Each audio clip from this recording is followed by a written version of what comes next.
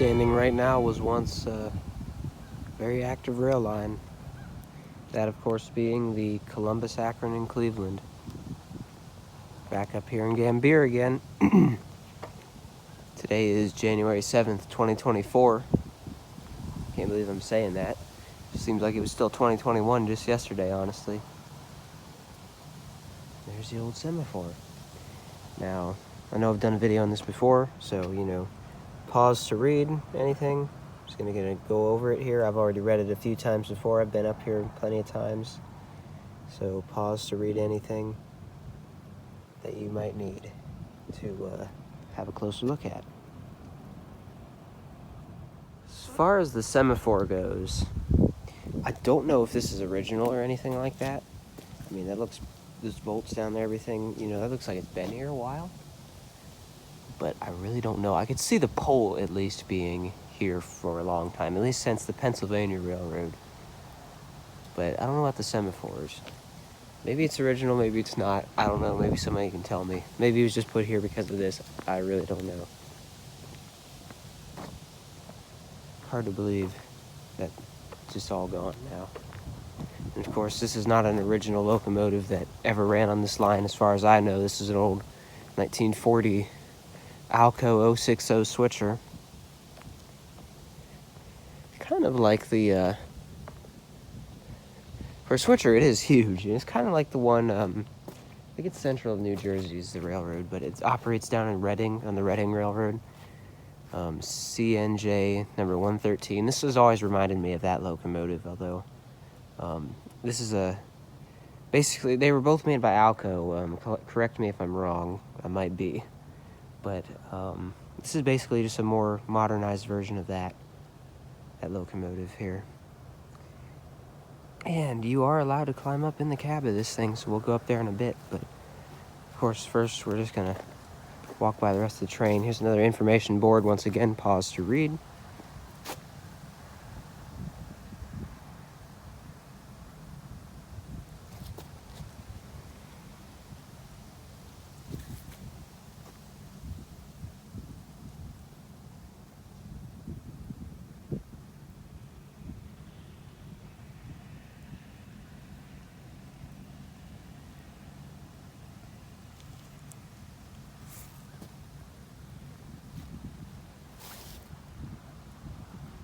We'll get some close-ups of these old pictures here.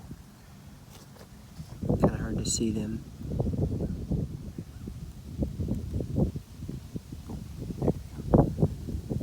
I can't move here. So that light's lit up, so I guess they'd light the light up sometimes. I mean, it looks lit in that picture to me. And the little marker lights on the side look lit as well.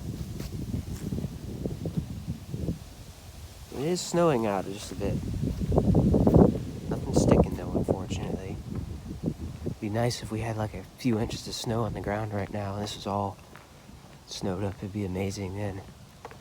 Of course, this old nickel plate road flatbed. I'm pretty sure this is the oldest thing here, maybe. I can't remember. Built 8 of 22, 1922.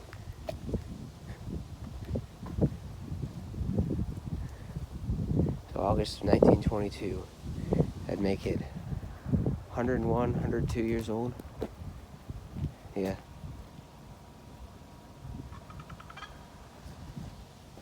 Raven.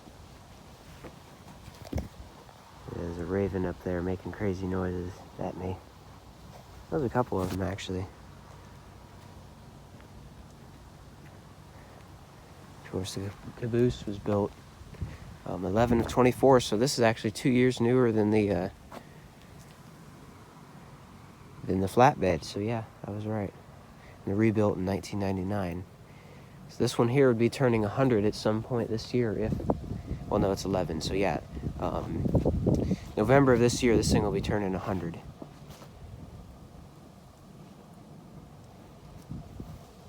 Pretty amazing. This is the old Cleveland Akron and Columbus that once ran by here. The same one used to run by my house. As far as where the track went, obviously right here was the main line.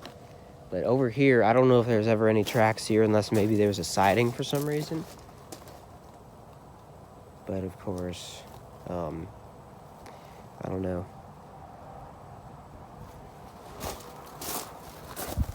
Another information board here on the caboose. And like I said before, I've done a video on this before, and in that video we also walked, it was me and my brother up here, and we walked to Mount Vernon from here in Gambier.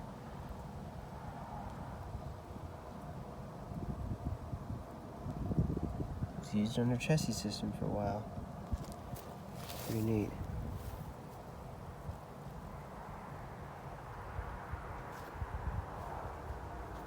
Another little crossing gate right here.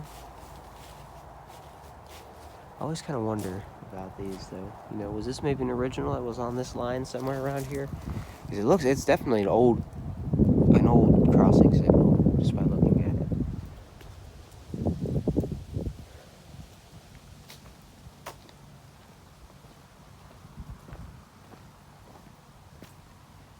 Several switch levers here.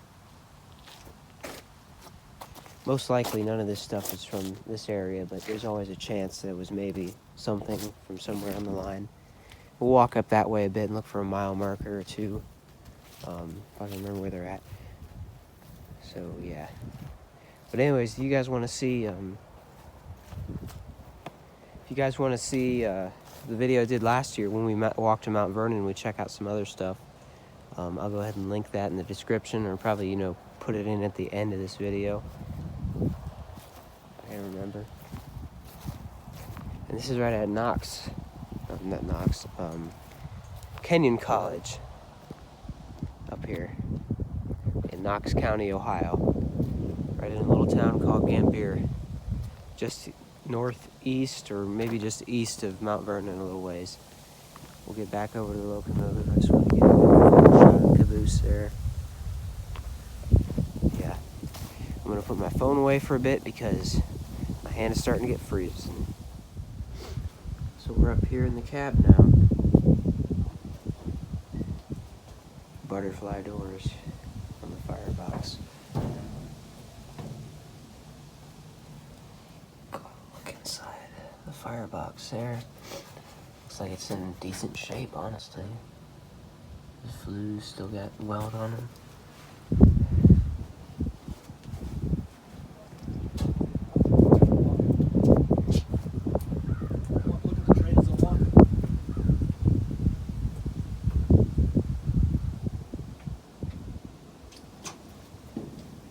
Right there would be the throttle. I just want to say thank you again for that train thing. That was funny though that I started talking about that. Right there's forward, and then you pull it back. That's how I remember it anyways. I don't know. Sorry, the wind was a little harsh there, but that's how I remember it anyways. And then right up here would have been the whistle, right here. First the rope would have been on that thing back there. I might have added an arrow or something. And the whistle would have been kind of spring-loaded, so pull that down, you'd be blowing the whistle out, go back up, let off the rope, or whatever may have been on the end there, etc., etc. And then here's your throttle, which does move a bit, and you can tell they keep it greased, but I'm not going to mess around with it too much. And then you got all kinds of valves here. Looks like these valves are pretty, well, some of them turn. Some of them are just kind of stiff. I'm not going to try to turn anything or mess with anything too much. And back here would have been the tender. And of course you would have had your slats of wood in right here. And then a big coal load back here. And as well, I guess the coal would come out of the bottom. And then underneath all this, well, really more or less onto the sides and whatnot, it's all watertight. You got all the water in this part of the tender. And back there's the hatch for the water. I'm not going to climb up here right now because it's slippery and my arm's still healing up. But back there's the water hatch. Pretty neat. So hopefully I didn't really miss anything too much. Well, we got the bell. I'm not going to try to ring that because it's last time I was here wasn't working and it's still messed up, it looked like. But yeah, here's the cab. Pretty sweet. And right here, this would have been how you would have operated the firebox door. And then this lever right here so you can operate it manually, open and close it manually. Yeah. Oh yeah, and I wanted to show you the viewers this too. Right here's where the crown sheet, top of it's at. Of course, you always want to make sure you got water over the crown sheet of a locomotive, because if it gets too low, the crown sheet dries out. It can bulge or it can melt, and then all that steam goes flying down into the firebox in such a pressure change that, boom, the whole boiler blows up. Or if you're lucky, it might just bulge a bit and just crack a bit, and then the steam will just start shooting out in that firebox, put the fire out, probably, I'd imagine. And it wouldn't explode, but you might still have a chance of getting scalded, which happened on the Gettysburg Railway with, I forget the number of that locomotive, but pretty sure it was a Pacific type, if I can remember.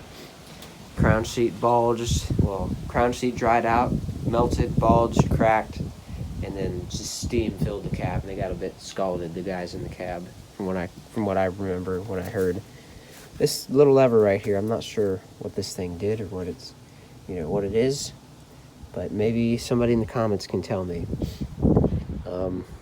I haven't really seen these on all locomotives out there. And pretty big switcher, I gotta say. A lot bigger than the Hocking Valley's 060. Of course, this is a lot newer than that one at the same time. And it was just designed for, switching out bigger loads and hauling more than that. So we'll go ahead and go down.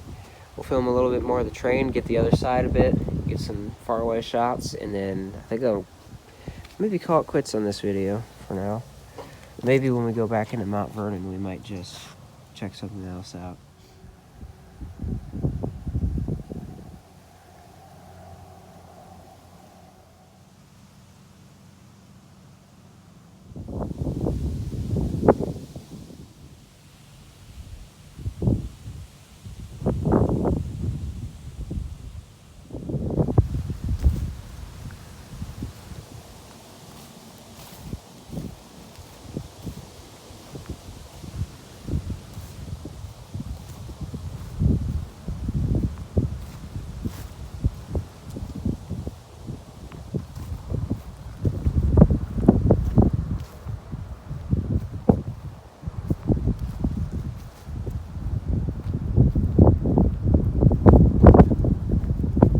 One more little thing I forgot to show you guys here.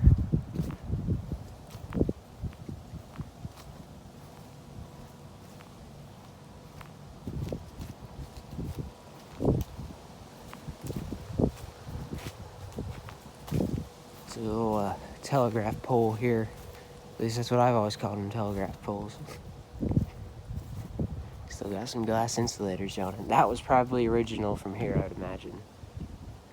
Those are fairly easy to find.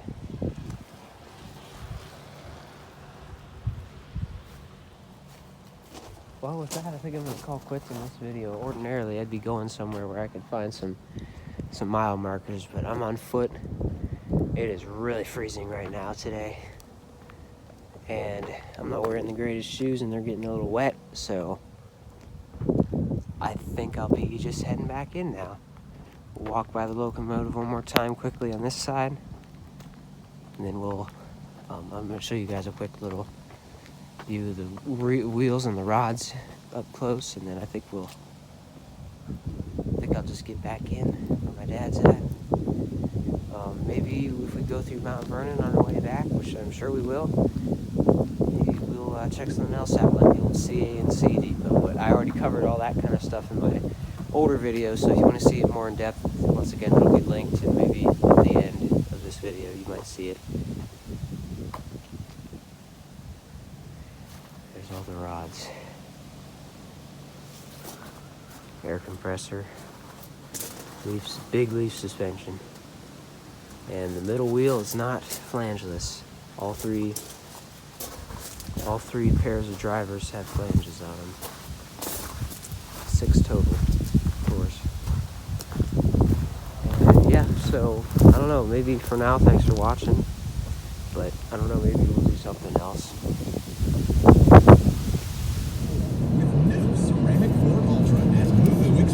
Some amount of work on the station there, looks like. Yeah, probably putting a new roof on it.